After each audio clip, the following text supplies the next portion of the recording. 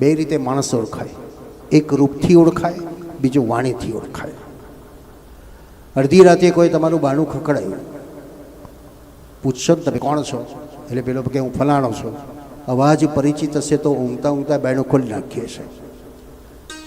અવાજ પરિચિત ન લાગ્યો એટલે બારી ખોલીને જોયું ભાઈ કોણ છે. રૂપથી પરિચિત છે તો તમે ખોલશો, અને એ ના લાગે તો ભાઈ હવારે આવજે જા. તો વિસ્મૃતિ એ મરણ બતાવ્યું ને સ્મૃતિ એનો જન્મ બતાવ્યો. બસ આપણું આવું જ છે.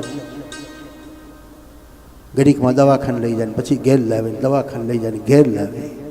2 દાડા લોકો ભેગા થાય ને પછી કોતો નાય થાય, કોઈ આવે ખરા નાય આવે. પણ હજુ આપણી આસક્તિ સંસારમાં છે. એક દિવસ બધા જ છોડી દેશે તો શું કરીશું? આપણે બધા બોલીએ છીએ મારું કોઈ નથી, કોઈ નથી. એક જણો હસે છે એકલો.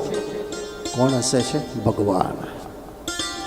હું તારો છું, એક વાર તો પોકાર તો કર, તું મારો છું.